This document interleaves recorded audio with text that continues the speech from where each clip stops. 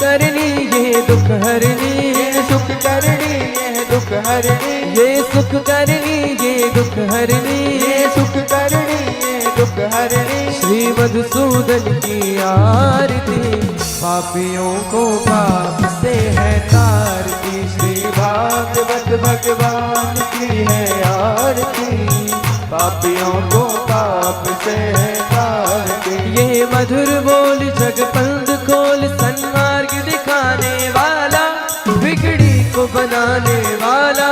ये मधुर बोल जगपंथ खोल, सन्मार्ग दिखाने वाला, बिगड़ी को बनाने वाला। श्री राम यही घनश्याम यही, श्री राम यही घनश्याम यही, मेरे राम यही मेरे श्याम यही, मेरे राम यही मेरे श्याम यही। प्रभु की महिमा की आरती, पापियों को पाप से है तारती। श्री भागवत भगवान की है आरती, पापियों को पाप से है तारती। कर्पूर गौरम करुणावतारम, संसार सारम भुजगेन्द्रहारम, सदा वसंतम हृदयारविंदे भवं भवानी शरणं नमामि। मंदार माला कुलताल काले, कपाल माला चितशेखराय, दिव्यंबराय च दिगंबराय नमः शिवाय ओम नमः शिवाय। नमः शिवाय ओम नमः शिवाय, नमः शिवाय ओम नमः शिवाय। जलिनिशित्लीकरणं पुष्पे देवावन्दनं, तत्पश्चादात्माभिवन्दनं कुर्यादास्ते यक्षतान् मन्त्रपुष्पाञ्जलिं गृहीत्वा मन्त्रपुष्पाञ्जलिं पठेयुः। हरिः ओम यज्ञेन यज्ञमयजन्त देवास्तानि धर्माणि प्रथमान्या, सन्नाते हनाकं महिमानः सचन्द्र यत्र पूर्वे साध्याः शान्ति देवाः। हरिः ओम एकदन्ताय विद्महे वक्रतुण्डाय धीमहि तन्नो दन्ति प्रचोदयात्। हरिः ओम गणेऽम्बिकाय विद्महे कर्मसिद्ध्यै च धीमहि तन्नो गौरी प्रचोदयात्। हरिः ओम नन्दनन्दनाय विद्महे यशोधराय च धीमहि तन्नो कृष्ण प्रचोदयात्। हरिः ओम ज्ञानगम्याय विद्महे पंचम वेदाय धीमहि तन्नो श्रीमद्भागवत महाप्रचोदयात्। नाना सुगंध पुष्पाणि काननं भूतिगणादिसेवितं, कपेत जम्बो फलचारुभक्षणम्, उमासुतं शोकविनाशकारकम्, नमामि विघ्नेश्वरपादपङ्कजम्। सुमकश्चेकदन्तश्च कपिलो गर्जकर्णिकः, लम्बोदरस्य विकटो विघ्ननाशो विनायकः। धूम्रकेतुर्गणाध्यक्षो भालचन्द्रो गजानन, द्वादशेतानि नामानि या पठे शृणुयादपि। विद्यारंभे विभाय च प्रवेशे निर्गमे तथा, संग्रामे संकटश्चैव विघ्नतस्य न जायते। शुक्लांबरधरं देवं शशिवर्णं चतुर्भुजं, प्रसन्नवदनं ध्यायेतो सर्वविघ्नोपशान्तये। अभिसिद्धार्थ सिद्ध्यर्थं पूजितो या सुरासुरे,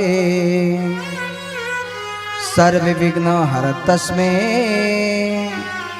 श्री गणाधिपते नमो नमः। सर्वमंगलमांगले शिवे सर्वार्धसाधिके शरणे त्र्यंबके गौरी नारायणी नमोस्तुते। या कुंदेन्दु तुषारहार धवलः या सुवस्त्रावृतः या वीणा वरदण्डमण्डितकरा या सुवेद पद्मासना या ब्रह्माच्युत शंकर पार्वती वै देवै सदा वंदिता। शामान पातु सरस्वती भगवती निशेष जाड्यापः या देवी सर्वभूतेषु बुद्धिरूपेण संस्थिता। नमस्तस्यै नमस्तस्यै नमस्तस्यै नमो नमः। या देवी सर्वभूतेषु मातरूपेण संस्थिता। नमस्तस्यै नमस्तस्यै नमस्तस्यै नमो नमः। या देवी सर्वभूतेषु लक्ष्मी रूपेण संस्थिता। नमस्तस्यै नमस्तस्यै नमस्तस्यै नमो नमः। वंदे देवी उमापतिं सुरगुरुं वंदे जगत्कारणं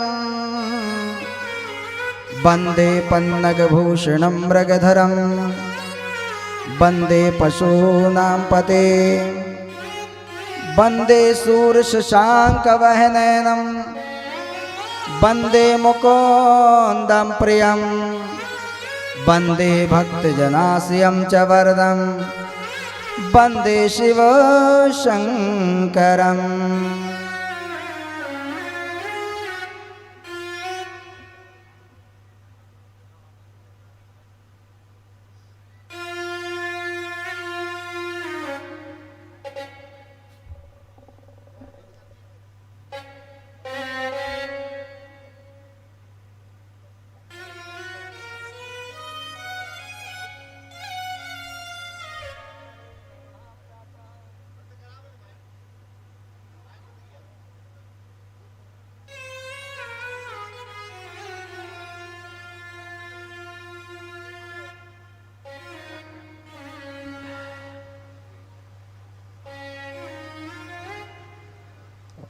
नर्मदाय नमः प्रातः नर्मदाय नमो निशे।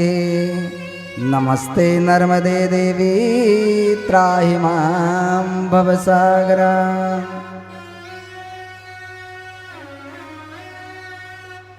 आज हम सप्तम दिवस की कथा में प्रवेश कर रहे हैं। सर्वप्रथम कथा में प्रवेश करने के पूर्व हम भगवान का संकीर्तन करके और अपने मन वाणी को पवित्र करें।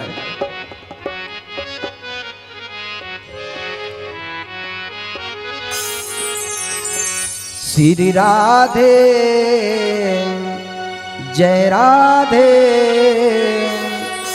राधे राधे श्री राधे श्री राधे श्री राधे राधे राधे श्री राधे।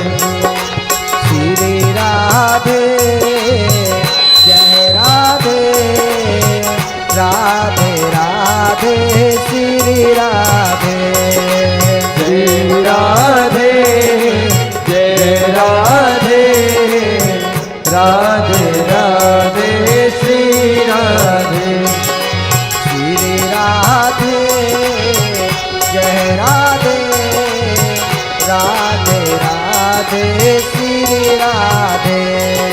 श्री राधे जय राधे राधे राधे श्री राधे। मन चल रे वृंदावन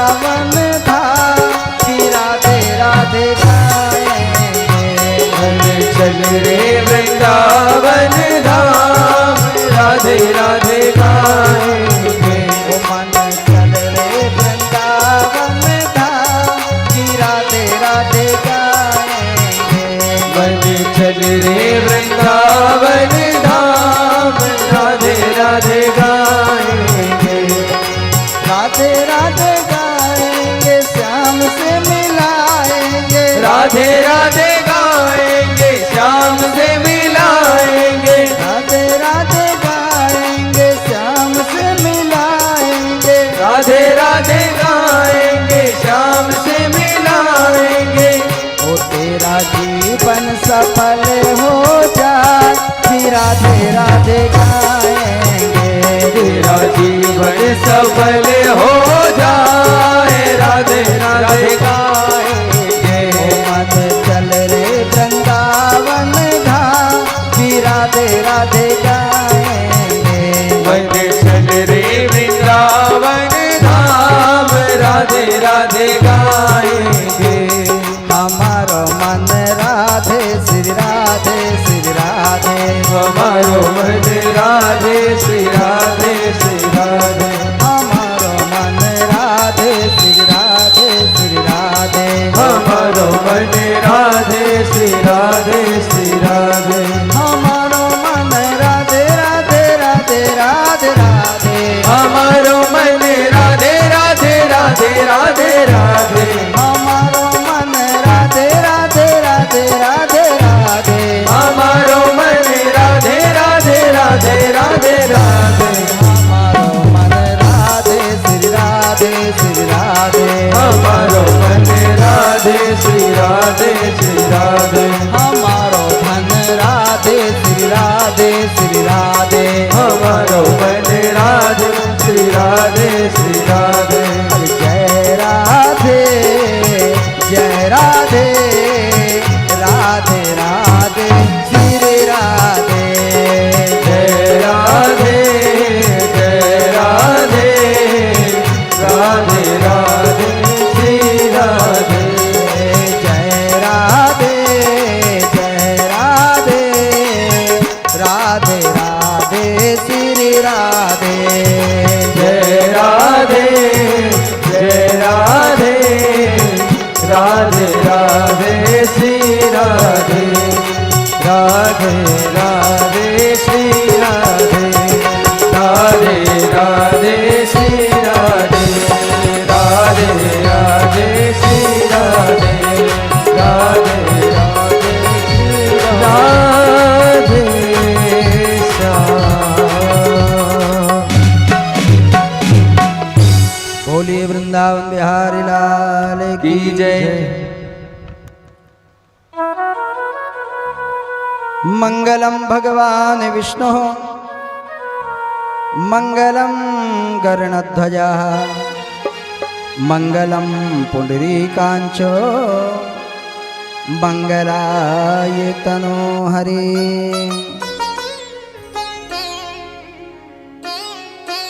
आज हमारा बड़ा सौभाग्य है कि हम सब भगवान की महिमा का गुणगान कर रहे हैं और आज श्रीमद् भागवत कथा का सप्तम दिवस है।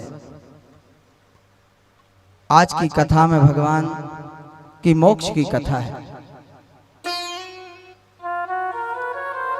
भगवान की जब कृपा होती है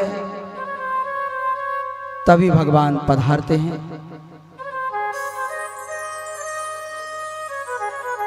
हमारे जजमान आयोजक श्री आर.डी. यादव जी, श्रीमती अरुणा यादव जी, उनके समस्त परिवार, समस्त पंचवटी कॉलोनी के सभी सदस्य, समस्त आए हुए अतिथि, हमारे बीच में आए हुए पार्षद जी श्री पांडे जी, सभी माताएं बहनें, समस्त अतिथि, रेवा सिटी से आए हुए श्री शर्मा जी, सभी संगीतकार और सभी विप्रगण, सभी को बहुत बहुत साधुवाद, बहुत बहुत आशीर्वाद। सभी के ऊपर भगवान आनंद कंद श्री कृष्णचंद्र जी की कृपा बनी रहे और भगवान किसी प्रकार प्रभु के आयोजन होते रहें, प्रभु की कृपा सबके ऊपर बनी रहे।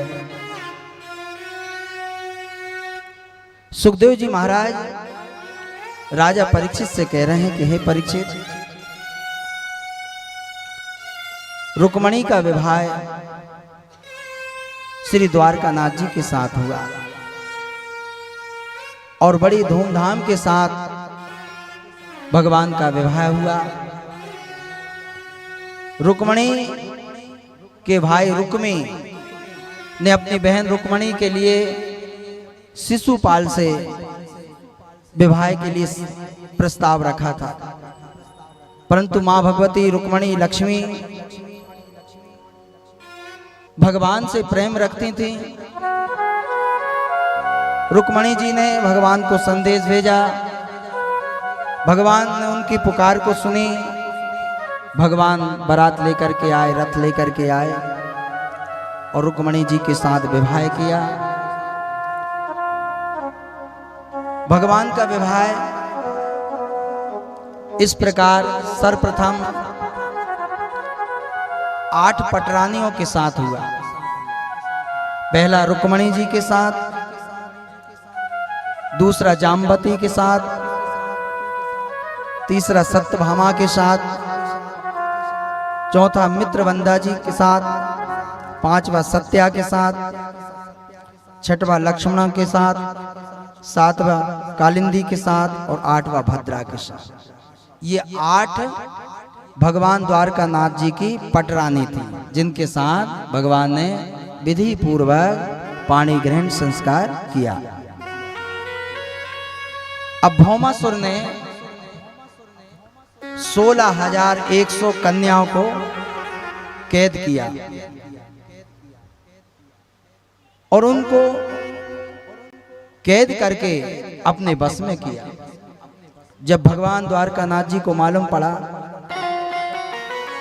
कि 16,100 कन्याएं जो हैं भौमासुर के बंधक में हैं, तो भगवान श्री द्वारकानाथ जी ने भौमासुर के साथ युद्ध किया, भौमासुर का वध किया और जब भौमासुर का वध किया उसके बाद 16,100 कन्याएं जो हैं वह कैद खाने से मुक्त कराई गई। जब वह कन्या मुक्त हो गई तो भगवान के चरणों में प्रणाम करने लगी कि हे द्वारकानाथ,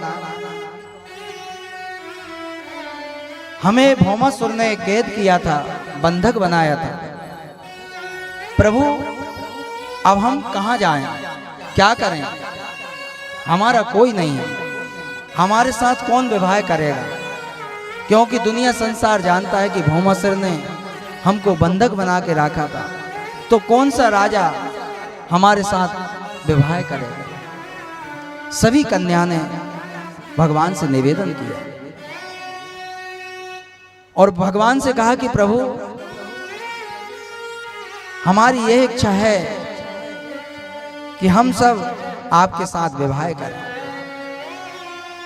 भगवान श्री द्वारकानाथ जी ने कहा कि देखो कन्याएं, इस समय हमारे 8 पाणी ग्रहण संस्कार हो चुके हैं और आप 16,100 हैं, परंतु उन कन्याओं ने कहा कि प्रभु हम तो आपको मन तन वचन से पति रूप में चाहते हैं, प्रभु आप हमारी मनोकामना पूर्ण कीजिए। यदि आप हमारे साथ विवाह नहीं करते तो यहीं हम प्राण विसर्जन कर देंगे। तो भगवान ने सोचा कि यदि इन कन्याओं के साथ विवाह नहीं किया और हाँ नहीं भरी तो ये कन्याएं प्राण छोड़ देंगे, जिसका प्रायश्चित मुझे लगेगा। तो भगवान ने इस प्रकार उन कन्याओं के भाव को देख करके 16,100 कन्या के साथ फिर विवाह किया।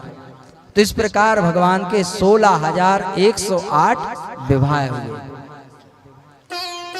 जब भगवान के 16,108 विवाह हुए तो 16,108 रानी पटरानी द्वारकापुरी में आनंद पूर्वक रहने लगी। भगवान आनंद कंद श्री द्वारकानाथ जी सबके साथ प्रेम पूर्वक व्यवहार करने लगे, सबके साथ खुशी के साथ रहने लगे। कुछ समय बाद नारद जी के मन में विचार हुआ कि द्वारकानाथ जी एक अकेले और 16,108 उनकी पत्नियां, ये उनको कैसे प्रेम देते होंगे। नारद जी को भ्रम हुआ। नारद जी द्वारकापुरी में प्रवेश करते हैं और जैसे ही द्वारकापुरी में प्रवेश करते हैं, एक एक द्वार पर जाते हैं, तो एक एक द्वार के अंदर जैसे ही प्रवेश करते हैं, जिस कमरे में प्रवेश करते हैं, उसी द्वार के अंदर एक एक रानी के साथ भगवान श्री द्वारकानाथ जी बैठे हुए दिखाई देते हैं। कहीं भोजन करते हुए दिखाई देते हैं, कहीं चौपड़ खेलते हुए दिखाई देते हैं, कहीं वृक्ष लगाए हुए दिखाई देते हैं, कहीं पठन पाठन करने में दिखाई देते हैं। भगवान 16,108 अलग अलग रूपों में सब रानियों के साथ भगवान आनंद कर रहे हैं। नारद जी ने जब ये देखा तो नारद जी आश्चर्यचकित हो गए और आश्चर्यचकित होकर के नारद जी भगवान को प्रणाम करते हैं और कहते हैं कि प्रभु, मैं आपकी परीक्षा लेने के लिए आया, परंतु मैंने देखा कि प्रभु, जिस द्वार में मैं प्रवेश करूं उसी द्वार में तुम हर रानी के साथ आप दिखाई दे रहे हैं। ऐसी भगवान की अनंत लीला है। तो जिस प्रकार भगवान द्वारकानाथ जी 16,108 रानी पटरानी के साथ भगवान रहते हैं, उसी प्रकार प्रत्येक भक्त के साथ भगवान निवास करते हैं। बस मन से मानना चाहिए, प्रभु का मन से चिंतन करना चाहिए। सुखदेव जी महाराज राजा परीक्षित से कहते हैं कि हे परीक्षित, समस्त रानियां और समस्त पटरानियां आनंद पूर्वक भगवान के साथ निवास करती हैं। कभी किसी कोई भी पटरानी को भगवान से शिकायत नहीं मिलती थी। और उधर किशोरी जी भी वृंदावन में भगवान श्री कृष्ण को हमेशा मानते थे। जब भगवान श्री कृष्ण वृंदावन से मथुरा पहुंचे थे, उस समय भगवान श्री कृष्ण जी ने राधा से कहा कि हे राधा, तुम्हारे नाम से ही मैं ये बंसी बजाता हूं, आज मैं ये बंसी तुमको देता हूं, और जब मेरी याद आए तब इस बंसी को बजा लेना। जब किशोर जी को भगवान की याद आती है तो किशोर जी शम बंसी बजाते हैं और उस बंसी में भगवान श्री कृष्ण का धुन हो जाता है। जहां देखो वहां कृष्ण कृष्ण दिखाई देते हैं और वहां राधा जी जो हैं उनके कण कण में भगवान श्री कृष्ण बसे हुए और भगवान श्री कृष्ण के कण कण में राधा जी बसे। जिस प्रकार एक राधा और कृष्ण का जो प्रेम था वह इस प्रकार का प्रेम था कि जैसे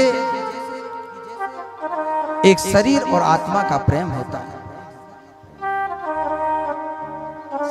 शरीर से आत्मा यदि अलग हो जाए तो शरीर बेकार हो जाता है। इसी प्रकार कभी भी राधा और कृष्ण अलग हुए ही नहीं। तो ऐसी हमारी किशोरी जी थी। वृंदावन में जब भी हम जाते हैं और राधा राधा नाम लेते हैं तो स्वयं भगवान श्री कृष्ण प्रसन्न हो जाते हैं, क्योंकि वृंदावन की अधिष्ठात्री मां भगवती राधा रानी और वो वहां की सरकार है। उन्हीं के आदेश से सभी भक्त भगवान का नाम लेते हैं और उन्हीं के आदेश से भगवान भी उनका कहना मानते हैं कि किशोरी कुछ ऐसा इंतजाम हो जाए, किशोरी कुछ ऐसा इंतजाम हो जाए, किशोर कुछ ऐसा इंतजाम हो जाए। सुबह पे राधा राधा राधा, सुबह पे राधा राधा राधा नाम हो जाए, किशोर कुछ ऐसा इंतजाम हो जाए, किशोर कुछ ऐसा इंतजाम हो जाए। ताली बजाते हुए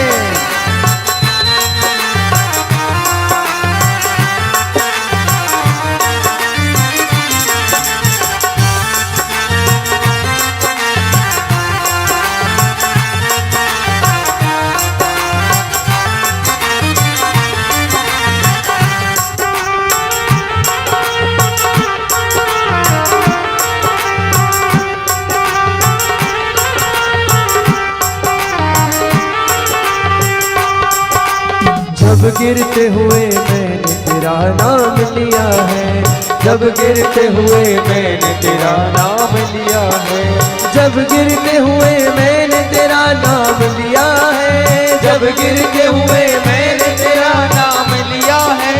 गिरने न दिया तूने मुझे, गिरने न दिया तूने मुझे, थाम लिया है, किशोर कुछ ऐसा इंतजाम हो जाए, किशोर कुछ ऐसा इंतजाम हो जाए। सुबह पे राधा राधा राधा, सुबह पे राधा राधा राधा नाम हो जाए, किशोर कुछ ऐसा इंतजाम हो जाए, किशोर कुछ ऐसा इंतजाम हो जाए।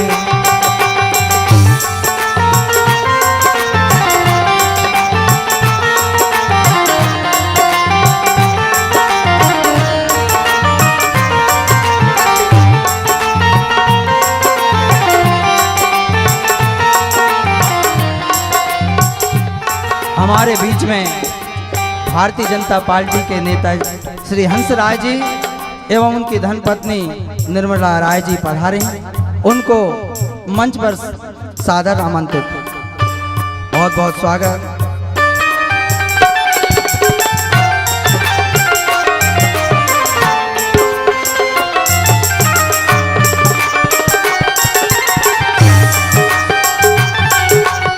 और साथ में वंदना जी भी पधारी हैं, उनका भी बहुत बहुत स्वागत है।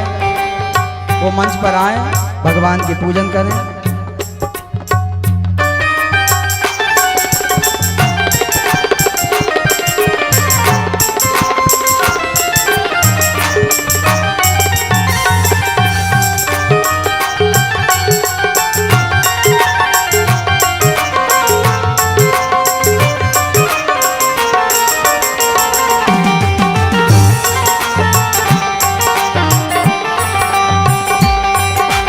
तुम अपने भक्तों पर कृपा करती हो श्री राधे, तुम अपने भक्तों पर कृपा करती हो श्री राधे, तुम अपने भक्तों पर कृपा करती हो श्री राधे, तुम अपने भक्तों पर कृपा करती हो श्री राधे।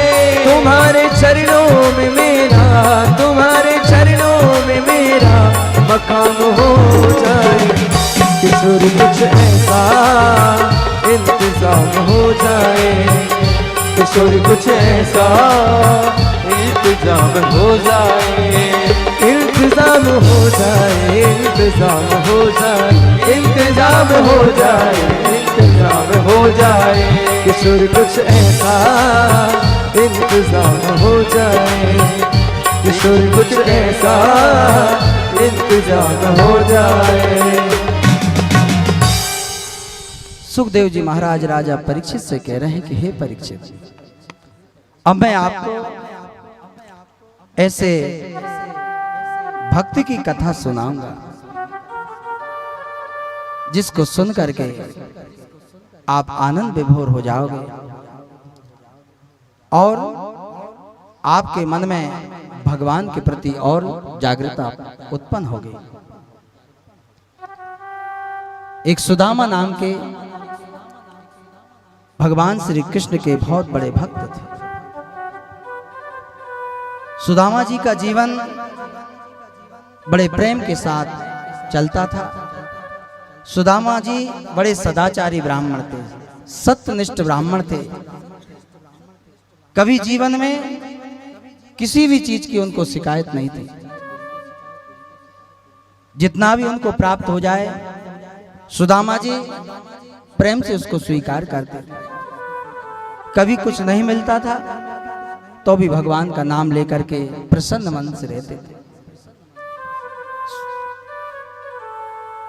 सुदामा जी के जो बच्चे थे, कभी कभी तो ऐसी स्थिति आती थी कि उन बच्चों को भोजन भी नहीं मिल पाता था।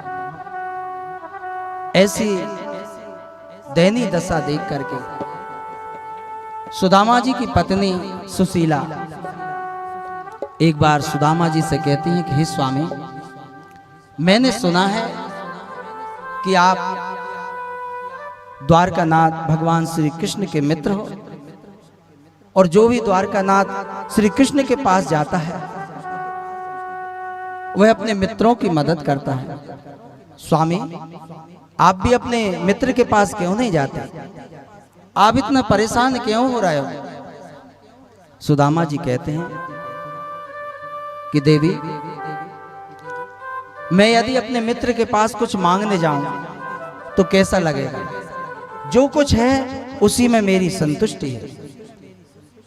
फिर भी सुशीला कहती है कि देखो, भले कुछ मांगने नहीं जाओ परंतु अपने मित्र को मिलने के साथ और उनके दर्शन करने को तो जाओ। सुदामा जी कहते हैं ठीक है। सुदामा जी कहते हैं कि मेरे पास कुछ नहीं है और मैं कैसे पहुंचूं अपने दोस्त के पास? जब मैं अपने दोस्त के पास पहुंचूंगा, अपने मित्र के पास पहुंचूंगा तो कुछ ना कुछ तो सौगात होना चाहिए। बड़े दिन में मित्र मिल रहा है, कुछ ना कुछ तो दूंगा। तो सुशीला ने देखा कि घर में कुछ नहीं। सुशीला 4 घर जाती हैं और वहां 4 घर से 4 प्रकार के चावल तांदुल प्राप्त होते हैं। सुशीला उन्हीं को बड़े जतन के साथ एक वस्त्र में लपेट करके सुदामा जी को देते हैं। सुदामा जी उन तंदूलों को लेकर के और अपने द्वारकानाथ भगवान के पास चलते हैं। सुदामा जी पूष मास के शुक्ल पक्ष की 7वीं के दिन द्वारका के लिए पहुंचे।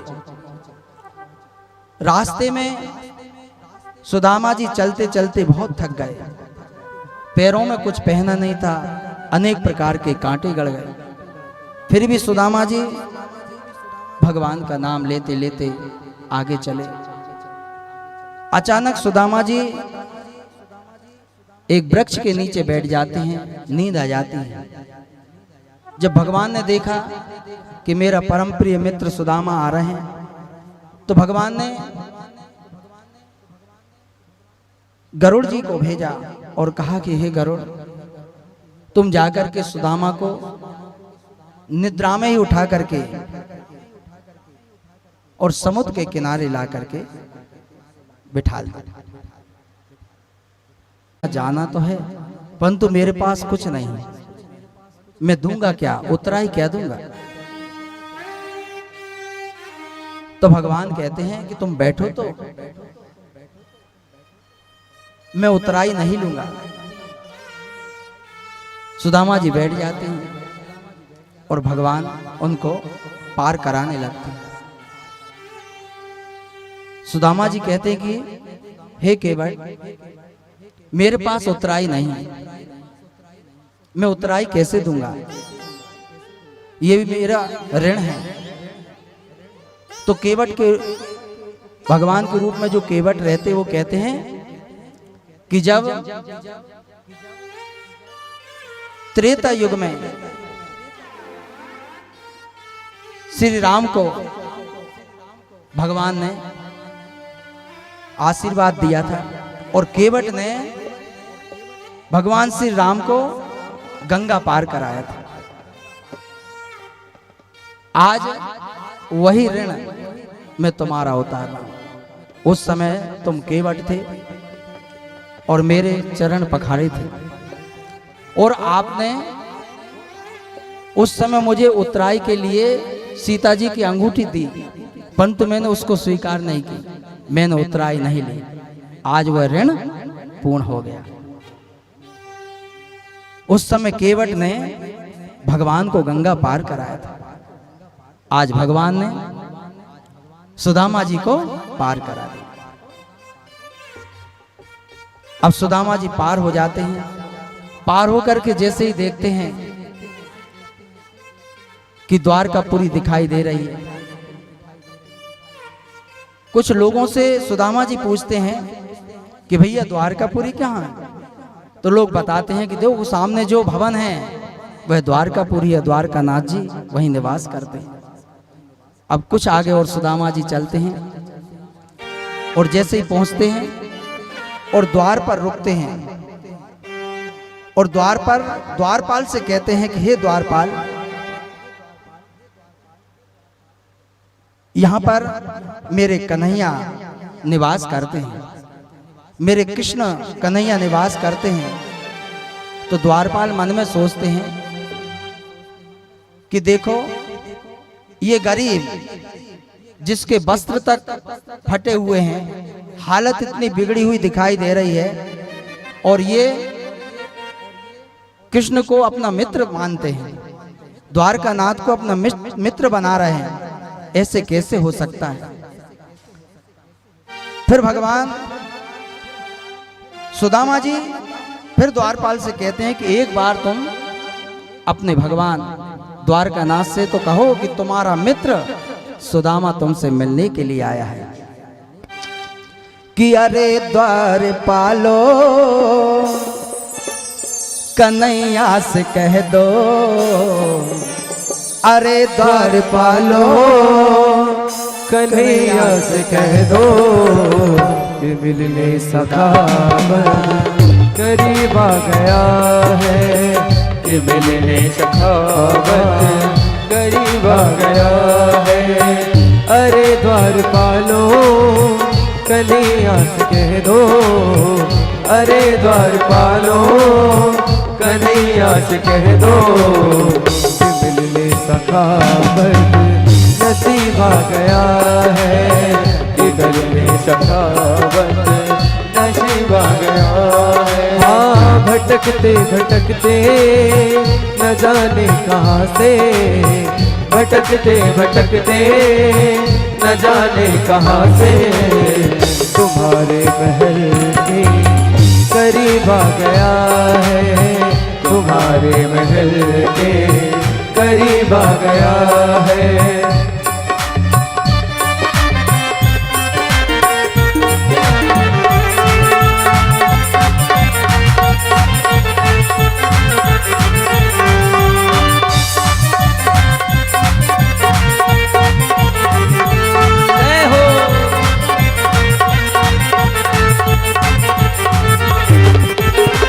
न सर पे है पगड़ी न तन पे है जामा, बता दो कन्हैया को नाम है सुदामा। हाँ बता दो कन्हैया को नाम है सुदामा, हाँ बता दो कन्हैया को नाम है सुदामा। न सर पे है पगड़ी न तन पे है जामा, बता दो कन्हैया को नाम है सुदामा। हो न सर पे है पगड़ी न तन पे है जामा, बता दो कन्हैया को नाम है सुदामा। हाँ बता दो कन्हैया को नाम है सुदामा। एक बार मोहन से जा कर के कह दो, एक बार मोहन से जा कर के कह दो कि मिलने सखावत नसीब आ गया है, कि मिलने सखावत नसीब आ गया है। अरे द्वारपालो कन्हैया से कह दो, अरे द्वारपालों कन्हैया से कह दो, किधर पे सुदामा गरीब आ गया है, किधर पे सुदामा गरीब आ गया है।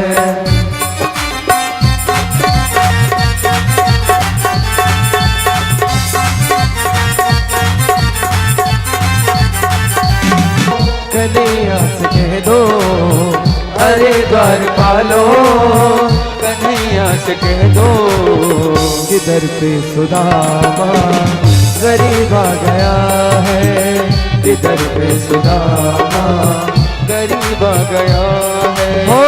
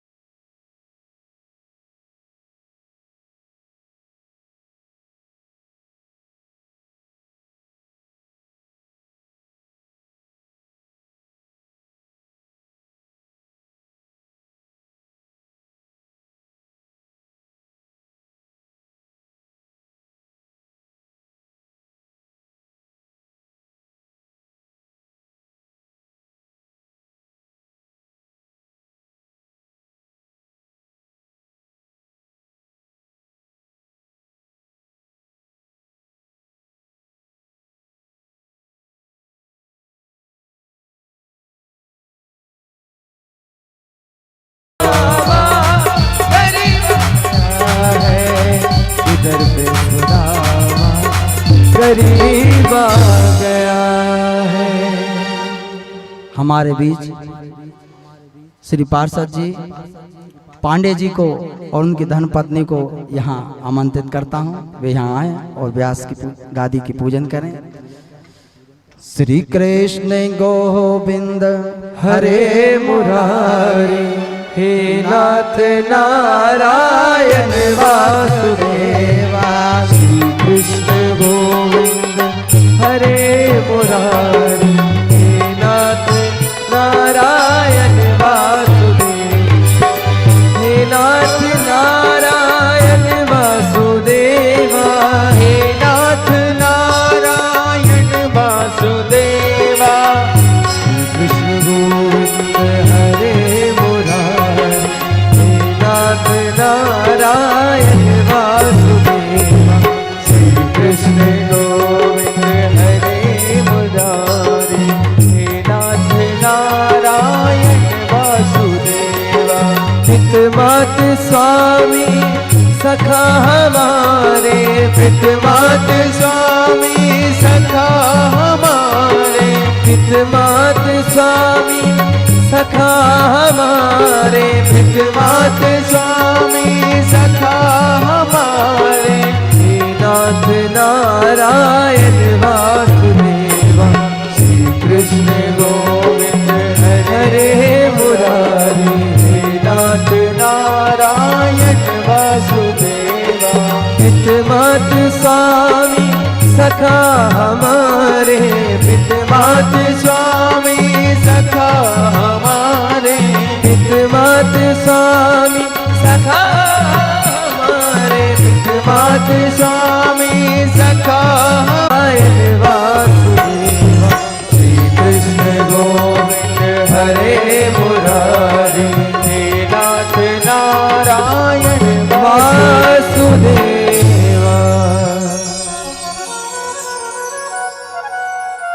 आज सुदामा प्रसंग में भगवान द्वारकानाथ जी से सुदामा जी मिले। उसी प्रकार हमारे पांडे जी भी हमारे पुराने मित्र हैं, सहपाठी, हम सब एक साथ पढ़े, ये बड़ी सौभाग्य की बात है।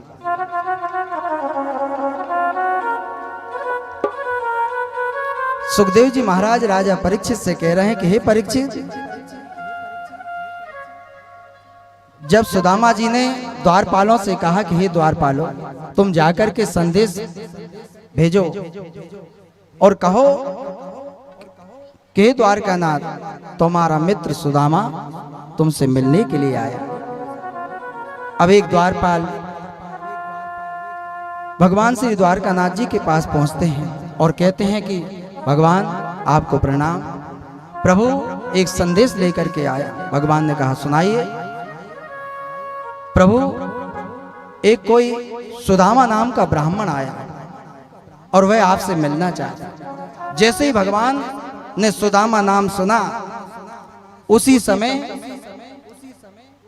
भगवान द्वारकानाथ अपने सिंहासन से उठते हैं और दौड़ते हुए जाते हैं। रुक्मणी मैया सोचती हैं कि ऐसा कौन सा मित्र आया जो आज भगवान अपने सिंहासन से उठ करके दौड़ते हुए अपने मित्र के पास जा रहा है। सभी 16,108 रानी पटरानी आश्चर्यचकित हो जाते हैं। भगवान दौड़ते हुए द्वार के पास जाते हैं और जैसे ही सुदामा जी दिखते हैं, सुदामा जी से अब भगवान द्वारकानाथ जी मिलते हैं। भगवान द्वारकानाथ जी सुदामा को देख करके अपने हृदय से लगा लेते हैं और हृदय से लगा करके भगवान द्वारकानाथ सुदामा जी को अपनी सुदामा नगरी में अंदर ले जाते हैं। और जैसे ही अंदर ले जाते हैं और जिस स्थान पर, जिस सिंहासन पर द्वारकानाथ भगवान बैठते थे, उस सिंहासन पर अपने प्रिय मित्र सुदामा जी को बिठाला। और बिठालने के बाद द्वारकानाथ जी ने रुक्मणी से कहा, एक रुक्मणी, आप शीघ्र ही जल का पात्र लेकर के आओ। रुक्मणी जल का पात्र लेने के लिए जाती हैं और परात लेने के लिए जाती हैं। परात ला करके देती हैं और भगवान द्वारकानाथ जी सुदामा के पैरों को पकड़ते हैं और देखते हैं कि भगवान सुदामा जी के चरणों में कितने कांटे चुभे हुए। तो जब तक रुक्मणी जल लेकर के आती हैं, तब भगवान द्वारकानाथ जी सुदामा जी के पैरों के कांटे निकालते हैं। और जब कोई कांटा इतना तेज रहता नहीं निकल पाते, तो भगवान अपने दांतों से उन कांटों को निकालते हैं। और जितनी पीड़ा सुदामा जी को नहीं हो रही, उतनी पीड़ा भगवान श्री द्वारकानाथ जी को हो रही। कभी कोई मनुष्य सोचे कि मुझे इतनी पीड़ा हो रही, मुझे इतना दुख हो रहा है, अगर वो भगवान का भक्त है तो उससे ज्यादा पीड़ा भगवान को होती है। परंतु वह सत्य वचन वाला भक्त होना चाहिए। हमारे बीच में श्री युगराज जी तिवारी जी, ऋषभ दुबे जी, गोविंद दुबे जी पधारे हैं। ये भागवत आचार्य हैं, बहुत बहुत इनका मंच पर स्वागत है, अभिनंदन है, पधारिए। श्री कृष्ण गोविंद हरे मुरारी, हे नाथ नारायण वासुदेवा। श्री कृष्ण गोविंद हरे मुरारी, हे नाथ नारायण वासुदेवा। कृष्ण गोपाल हरे, जय दीन दयाल हरे। कृष्ण गोपाल हरे, जय दीन दयाल हरे। कृष्ण गोपाल हरे, जय दीन दयाल हरे। कृष्ण गोपाल हरे, हरे जय दीन दयाल हरे। कृष्ण गोपाल हरे, ओ कृष्ण गोपाल हरे, जय दीन दयाल हरे। कृष्ण गोपाल हरे हरे दीन दयाल हरे कृष्ण गोपाल हरे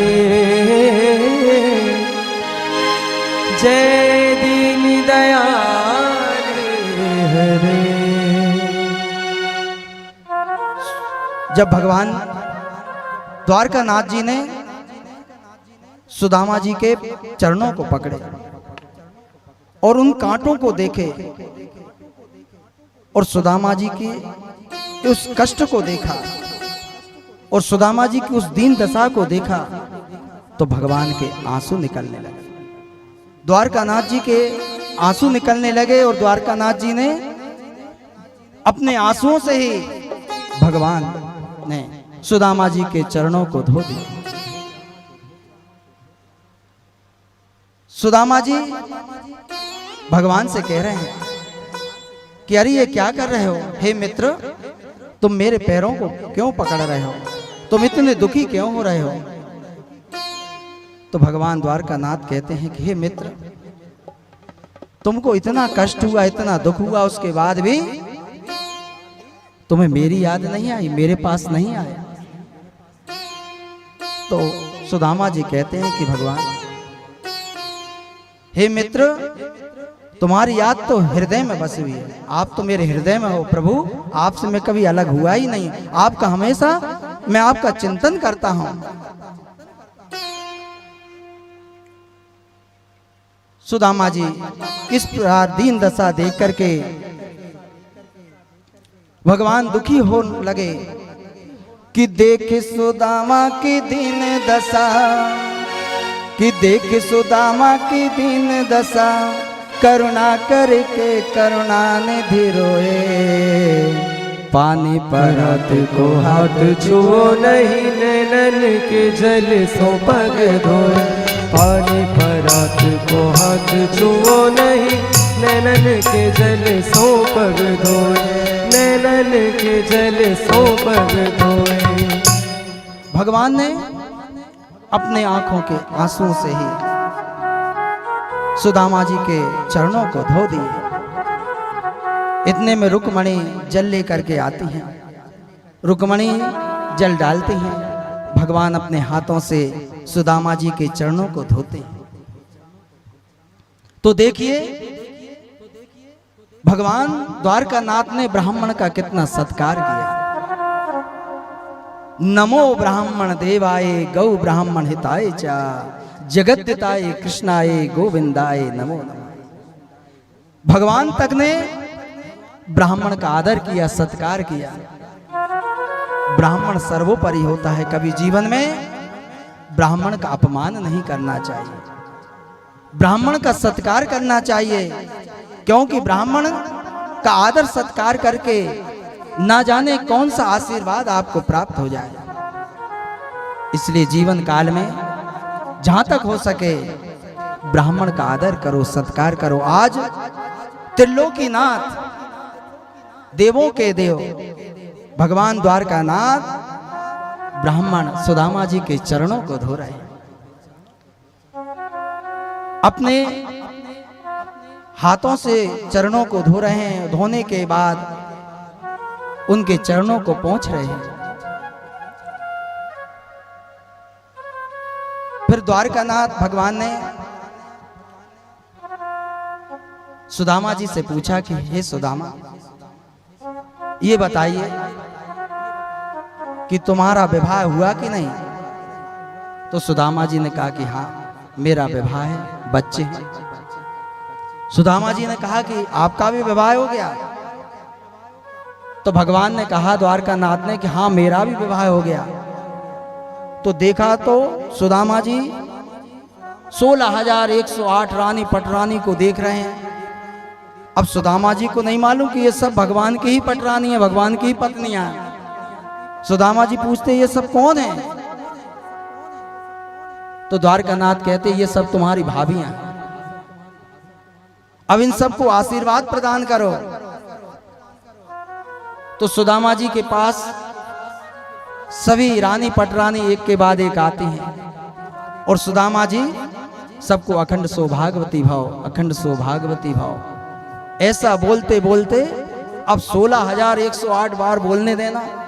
अखंड सौभाग्यवती भाव की जगह भव भव कहने लगे।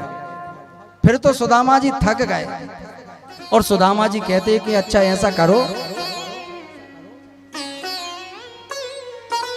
तुम्हारी रानी पटरानियों की कतार तो बंदी नहीं हो रही, ऐसा करो कि मैं आपको ही आशीर्वाद देता हूं और आपके हाथ से ही तुम्हारी पत्नियां हाथ लगा लें। तो जैसे ही आपको आशीर्वाद मिलेगा तो सभी पटरानियों को आशीर्वाद मिल जाएगा। तो देखो, जब भी कोई भी धर्म पत्नी अपने पति के सीधे अंग पर बैठ करके पूजन करती हैं तो पति पूजन करता और पत्नी सिर्फ हाथ लगा देती, इतने में फल की प्राप्ति हो जाती है। तो जब भी कोई भी अच्छे कार्य करें, धार्मिक कार्य करें, पत्नी को पति के सीधे हाथ पर बैठना चाहिए। कई जगह भ्रम रहता है कि इस तरफ बैठे इस तरफ बैठे, ये देख लेना चाहिए कि पति का सीधा हाथ कौन सा है। पति के सीधे हाथ पर बैठने के बाद पत्नी यदि स्पर्श भी कर देती है और पति जो सामान पूजन सामग्री चढ़ाता है तो पत्नी और पति दोनों को फल की प्राप्ति होती है। और जब भी पति पत्नी एक साथ भोजन करते हैं तो पत्नी सीधे हाथ पर बैठ करके भोजन करे। सीधे हाथ पर भोजन करने के बाद उसका यह फल होता है कि वह पत्नी जो है अन्नपूर्णा स्वरूप होती है। और पूजन के समय पत्नी सीधे हाथ पर बैठती है तो वो लक्ष्मी स्वरूप होती है। इन बातों को आप पूजन में विशेष ध्यान दीजिए। आज सुदामा जी ने भगवान द्वारकानाथ जी को आशीर्वाद दिया तो 16,108 रानी पटरानी सबको आशीर्वाद प्राप्त हो गया। हमारे भगवान आनंद कंद श्री कृष्णचंद्र जी ऐसे अद्भुत हैं जिनकी महिमा बखान करें उतना ही कम है। सुदामा जी अपने परम प्रिय मित्र से कहते हैं कि हे मित्र, तुम्हारी महिमा अनंत है, तुम्हारा किसी ने पार नहीं पाया। तुम संसार के लोगों को सुख देते हो और संसार के लोगों की मनोकामना पूर्ण करते हो कि सुख वरण प्रभु नारायण है, दुख हरण प्रभु नारायण है, त्रिलोकीपति दाता सुख धाम, स्वीकारो मेरा प्रणाम प्रभु, स्वीकारो मेरा प्रणाम। त्रिलोकीपति दाता सुख धाम, स्वीकारो मेरा प्रणाम प्रभु, स्वीकारो मेरा प्रणाम, स्वीकारो मेरा प्रणाम।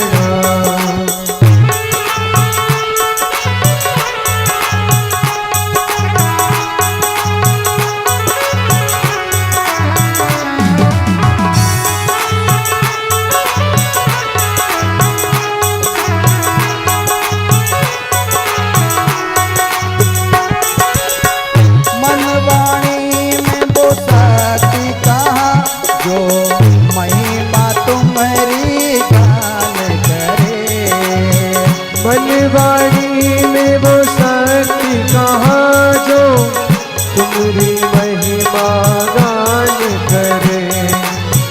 मनवाणी में वो शक्ति कहाँ जो महिमा तुम्हारी गान करे। मनवाणी में वो शक्ति कहाँ जो तुम्हारी महिमा गान करे। अगमे अगोचर अभिकारी, निर्लोक हर शक्ति से परे। अगमे अगोचर अभिकारी, निर्लोक हो हर शक्ति से परे। तो कुछ भी जाने ना हम, और तो कुछ भी जाने ना, केवल गाते हैं पावन ना। स्वीकारो मेरा परिणाम, स्वीकारो मेरा परिणाम। त्रिलोकपति दाता सुखधाम, त्रिलोकपति दाता सुखधाम। स्वीकारो मेरा परिणाम प्रभु, स्वीकारो मेरा परिणाम, स्वीकारो मेरा परिणाम।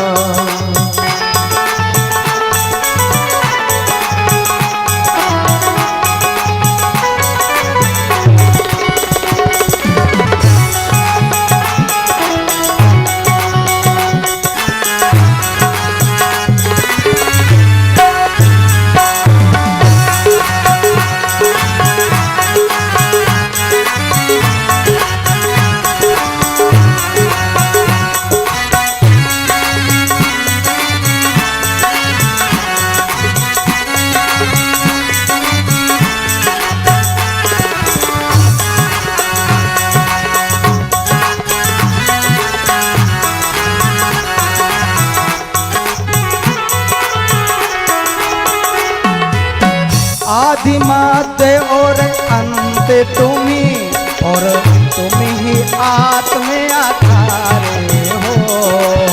आदि मध्य और अंत तुम्ही, और तुम ही आत्म आधारे हो। भक्तों के तुम प्राण प्रभु, इस जीवन के रखवारे हो। इस जीवन के रखवारे हो। तुम में जीवे, तुम में जन्मे, तुम में जीवे, तुम में जन्मे, और अंत करे तुम में पसरा। स्वीकारो मेरा परिणाम, स्वीकारो मेरा परिणाम। त्रिलोकपति दाता सुखधाम, त्रिलोकपति दाता सुखधाम। स्वीकारो मेरा परिणाम, स्वीकारो मेरा परिणाम, स्वीकारो मेरा परिणाम, स्वीकारो मेरा परिणाम। बोलिए वृंदावन बिहारी लाल की जय। पंचवटी कॉलोनी के सदस्य और यहाँ के कार्यकर्ता और युवा नेता श्री ललित भाई और सभी की तरफ से इस कार्यक्रम के आयोजक श्री आर.डी. यादव को यहाँ आमंत्रित करते हैं, वे यहाँ आए और ये भेंट स्वीकार करें।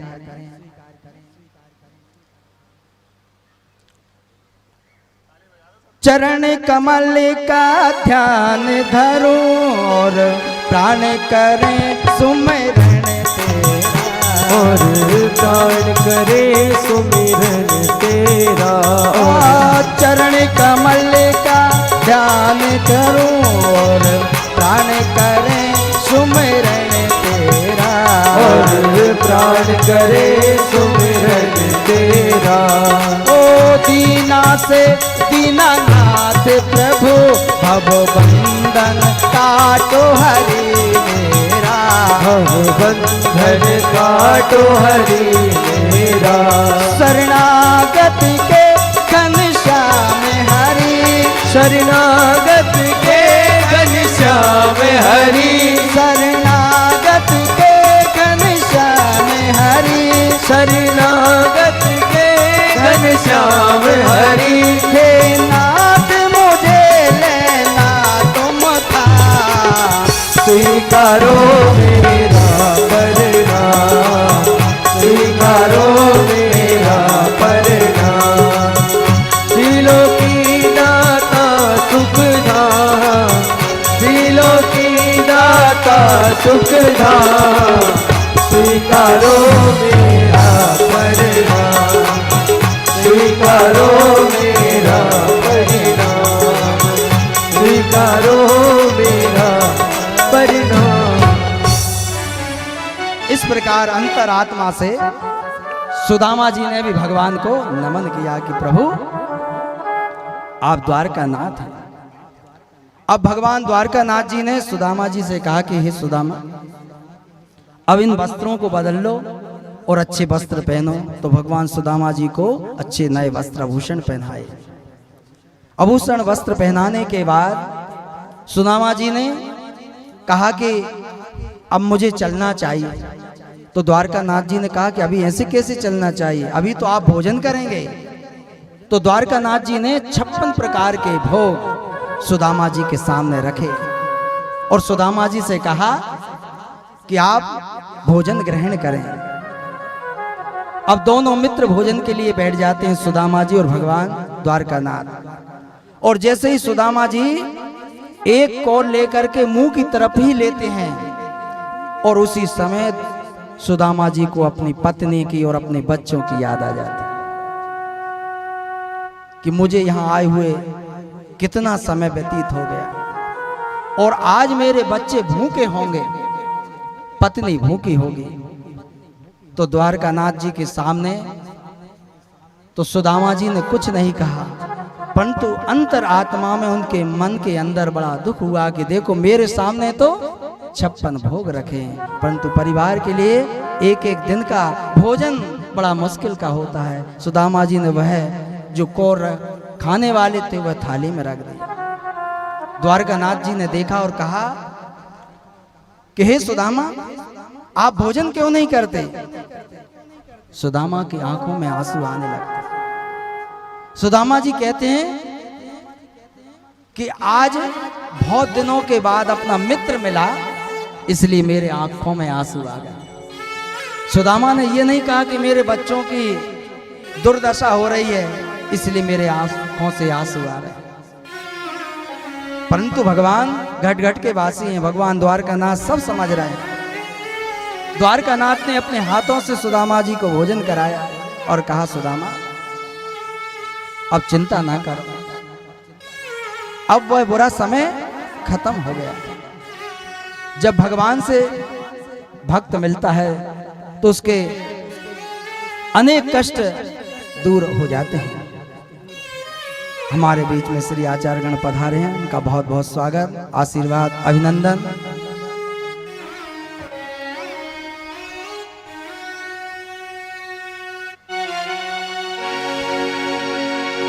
राधे राधे जय श्री राधे, राधे राधे जय श्री राधे, राधे राधे जय श्री राधे, राधे राधे जय श्री राधे, राधे राधे जय श्री राधे। श्यामा श्यामा जय श्री श्यामा, श्यामा श्यामा जय श्री रामा, श्यामा श्यामा जय श्री श्यामा, श्यामा श्यामा जय श्री श्यामा, राधे राधे जय श्री राधे, राधे राधे जय श्री राधे। जैसे ही सुदामा जी और द्वारकानाथ जी भोजन से निवृत्त हुए, उसी समय द्वारकानाथ ने सुदामा जी से कहा, हे मित्र, जब तुम आए थे तो मेरी भाभी ने मेरे लिए कुछ तो रखा होगा, कुछ तो दिया होगा। अब सुदामा जी बगल में तंदूल की पोटली छुपा रहे थे। वो देख रहे थे कि इतने बड़े द्वारकानाथ और मैं इनके सामने ये तंदूल दूंगा तो ये क्या सोचेंगे, इसलिए वो लुका रहे हैं। परंतु भगवान फिर भी द्वारकानाथ नहीं माने और द्वारकानाथ जी ने वो तंदूल की पोटली छुड़ा ली। और छुड़ाने के बाद सुदामा जी से द्वारकानाथ कहते हैं कि देखो अब फिर मेरा भाग तुम खा रहे हो। मेरी भाभी ने तो मेरे लिए भेजा, परंतु तुम मुझे नहीं दे रहे और छुपा रहे हो। देखो तुमने एक बार गलती करी थी तो आज भी तुम दीन हो। जब गुरु माता ने हमको पाठशाला में लकड़ी बीनने के लिए भेजा था और उस समय गुरु माता ने कुछ चने दिए थे और उन चनों को एक वृक्ष के नीचे आप बैठ करके खा रहे थे और एक वृक्ष पर मैं बैठा था। बहुत तेज ठंड लग रही थी और खाने की आवाज आ रही थी, दांत किटकिटा रहे थे। मैंने तुमसे पूछा, हे सुदामा तुम क्या खा रहे हो?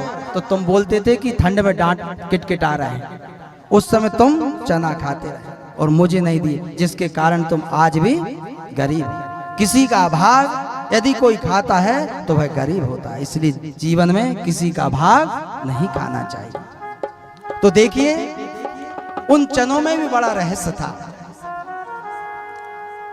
एक बुढ़िया गरीब जिसको एक हफ्ते से कुछ भोजन की प्राप्ति नहीं हुई थी, वह गरीब बुढ़िया इधर उधर भोजन के लिए भटक रही थी। भटकते भटकते वह बुढ़िया किसी के यहाँ गई और किसी भक्त ने उस बुढ़िया को चने दिए और वह चने को लेकर के वह बुढ़िया घर में आती है और अपनी कुटिया में प्रवेश करती है और कुटिया में वह चने की पोटली ऊपर रख देती है और सोचती है कि अब रात तो कट गई है, दिन में इन चनों को खाएंगे। सुबह की व्यवस्था हो गई। अब अचानक क्या होता है कि कुछ चोर लोग आते हैं और आकर के उस कुटिया में प्रवेश कर जाते हैं।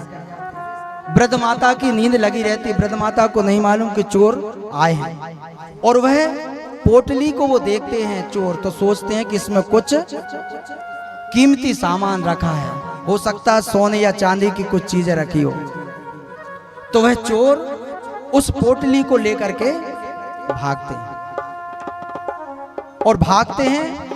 भागते भागते अचानक कोई राजा के सिपाही आते हैं। उनके डर के कारण वह जो चोर हैं चने की पोटली को लेकर के भागते हैं। वही पोटली आश्रम के गुरु माता के पास छोड़ जाते हैं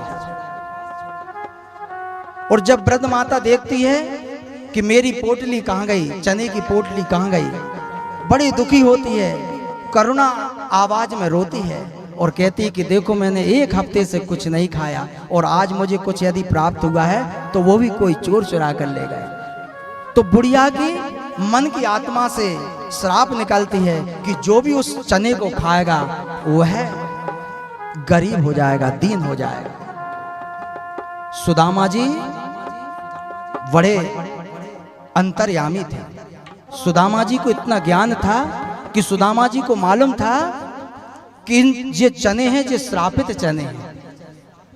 गुरु माता को तो ये नहीं मालूम कि ये चोर ने पटके, परंतु सुदामा जी उस चने के रहस्य को जानते थे। सुदामा जी ने उन चने को अपने आप खाए, जबकि ऐसी बात नहीं थी कि वह अपने मित्र के भाग को खाते, परंतु उन्होंने ये सोचा कि यदि मैं गरीब हो गया तो कोई बात नहीं, यदि त्रिलोकी का नाथ गरीब हो गया तो संसार का क्या होगा। भक्त हो तो ऐसा। सुदामा जी ब्राह्मण ने अपने भगवान के लिए सोचा। भगवान इस चीज को समझ रहे थे तो भगवान ने उस पोटली में से जैसे तंदूल लिए और मुंह में रख लिए और जैसे ही मुंह में रखते से ही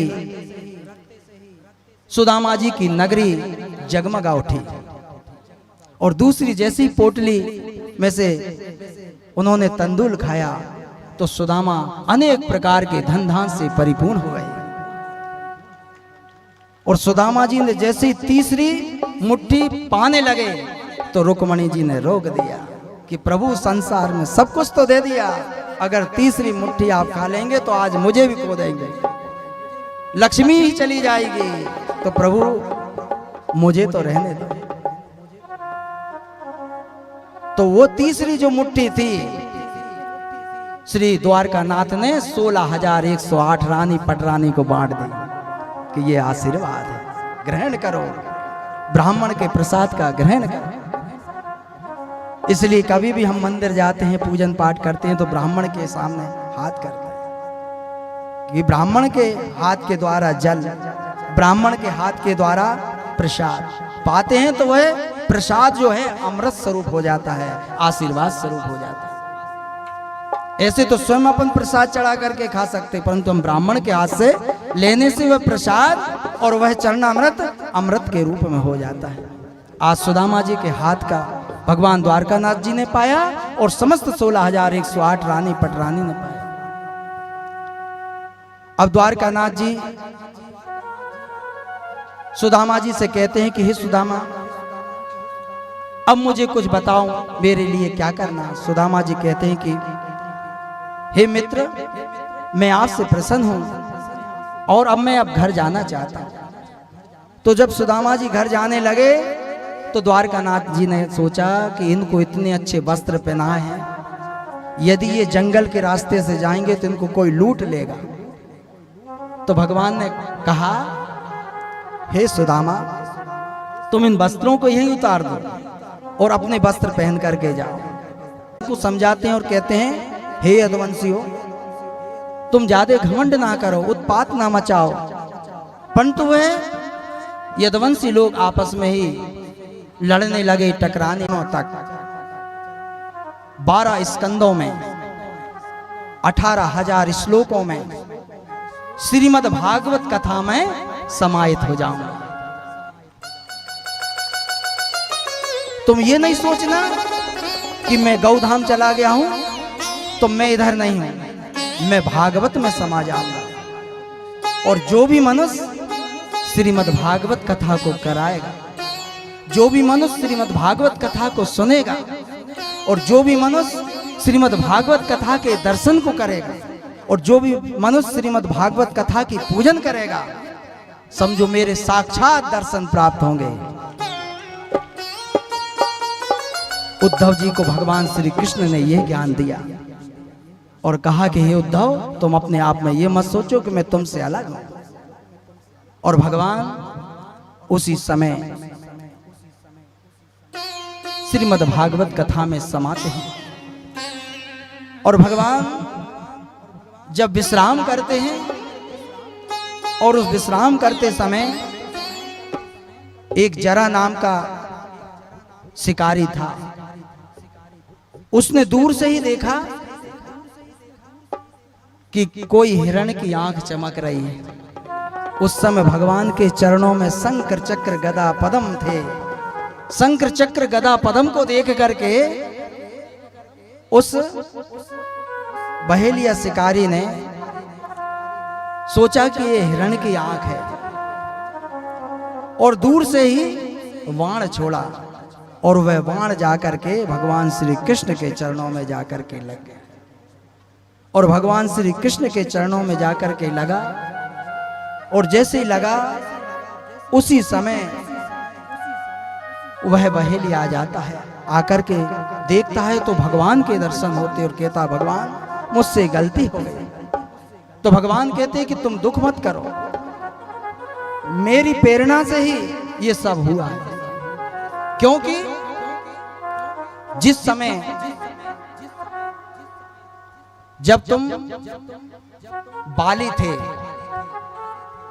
और उस समय मैंने छुप करके तुमको बाण मारा था,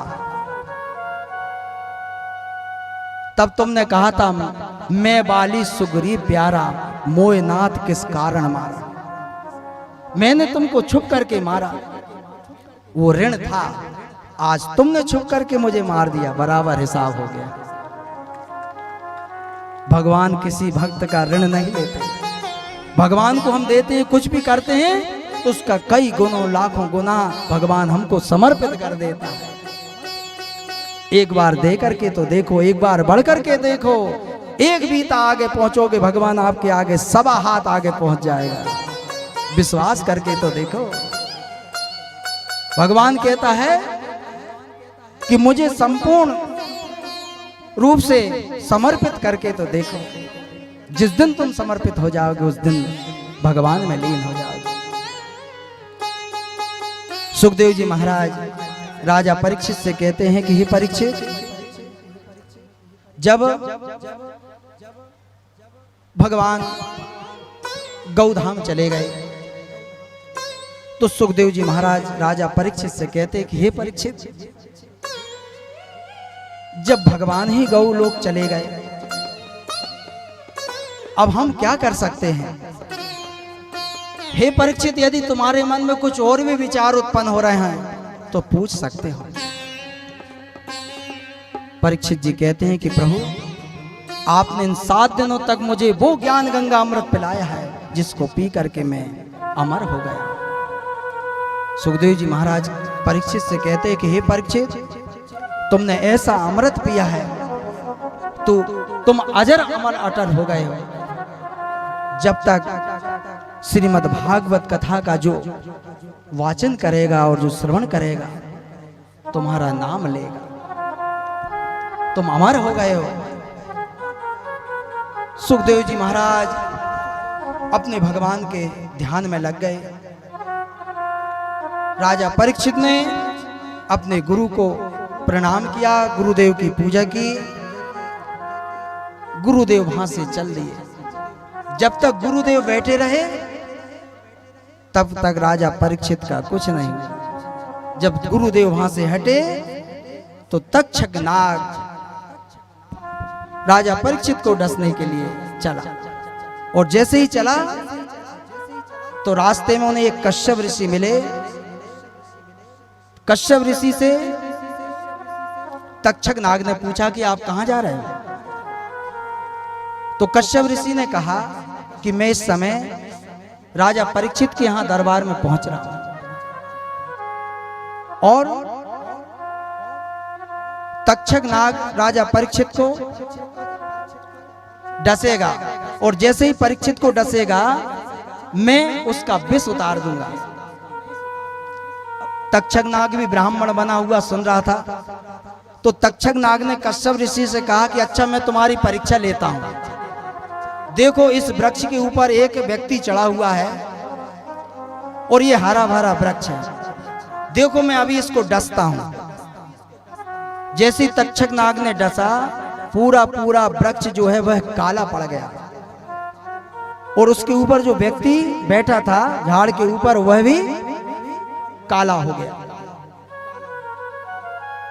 राख का ढेर हो गया। कश्यप ऋषि ने अपने संजीवनी मंत्र से जैसे उस वृक्ष पर छिड़का, पुनः वह वृक्ष हरा भरा हो गया। तक्षक नाग समझ गया कि यदि मैंने राजा परीक्षित को डसा तो ये कश्यप ऋषि उनको बचा लेंगे, और कश्यप ऋषि यदि उनको बचा लेंगे तो श्रृंग ऋषि का श्राप झूठा हो जाएगा। इसलिए तक्षक नाग ने कश्यप ऋषि से कहा कि हे कश्यप ऋषि, मैं तुमको राजा परीक्षित से भी चौगुना धन देता हूं, तुम ये धन ले जाओ और वापस चले जाओ। कश्यप ऋषि वो धन को लेकर के चले जाते हैं। तक्षक नाग जाता है और जाकर के देखता कि बहुत प्यारा लगा हुआ है। परीक्षित के पुत्र जन्मेजय ने इतना इंतजाम किया है कि कोई इतनी सी इल्ली भी नहीं पहुंच सकती, तो तक्षक नाग कैसे पहुंचे। तक्षक नाग ने सोचा कि मुझे पहुंचना तो है। तो बड़े बड़े राजा महाराजा, ऋषि मुनि, संत महात्मा राजा परीक्षित का स्वागत करने के लिए जा रहे थे। तो उसी समय तक्षक नाग ने एक छोटी सी इल्ली बन करके और एक माला में जाकर के बैठ गए, और जैसे ही वो माला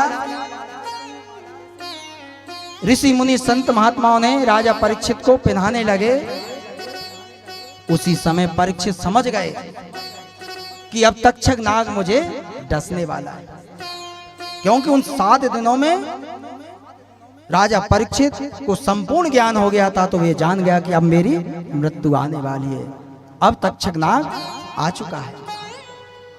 उसी समय राजा परीक्षित ने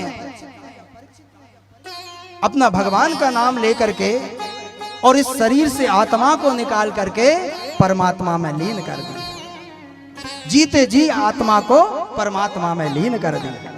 और तक्षक नाग से कहा कि हे तक्षक नाग, मैंने तो इस आत्मा को परमात्मा में कर दिया है, अब तो ये माटी का शरीर है, इसको डस ले, और जब तू डसेगा तो सिंह ऋषि का श्राप पूर्ण होगा। तक्षक नाग आता है, हाथ जोड़ करके प्रार्थना करता है कि हे राजा परीक्षित, तुम्हारी आत्मा तो अमर है, तुम्हारी आत्मा तो परमात्मा में लीन हो गई है, अब तो केवल मैं अपना कर्म कर रहा हूं। सिंह ऋषि ने जो श्राप दिया था कि आज से 7 दिन तक्षक नाग तुम्हें डसेगा, जिससे तुम्हारी मृत्यु होगी, मैं तो केवल शरीर को डस रहा हूं। तक्षक नाग ने अपना कार्य पूर्ण किया और राजा परीक्षित की आत्मा परमात्मा में लीन हो गई। सुखदेव जी महाराज अपने स्थान पहुंच गए और जाकर के भगवान का भजन करने लगे। राजा परीक्षित भगवान में लीन हो गए। इस प्रकार श्रीमद् भागवत कथा यहाँ पर संपूर्ण होती है। जो भी मनुष्य भक्ति से, श्रद्धा से, भाव के साथ भगवान का भजन करता है, भगवान का पूजन करता है, श्रीमद् भागवत कथा, नर्मदा पुराण, शिव पुराण, सभी पुराणों को सुनता है, मनन करता है, भगवान की उसके ऊपर असीम कृपा बनी रहती है। जीवन में अच्छे आचरण करना चाहिए, सद्व्यवहार करना चाहिए, सत आचरण करना चाहिए, वही मनुष्य के काम आते हैं। अपने संतान को इतना अच्छा बनाइए कि हमारी संतान जो है हमारा नाम उज्जवल करे। हमारे बच्चों को इतने अच्छे से विद्या अध्ययन कराना चाहिए कि वह बड़ा होकर के आपका नाम रोशन करे। कन्या को इतना अच्छा बनाना चाहिए ताकि वह कन्या भविष्य में आपका नाम उज्जवल करे। जीवन में जितना अच्छा कर सको उतना ही परमात्मा आपका साथ देता है। हमारे बीच में श्रीमती वंदना दुबे जी अपने कुछ विचार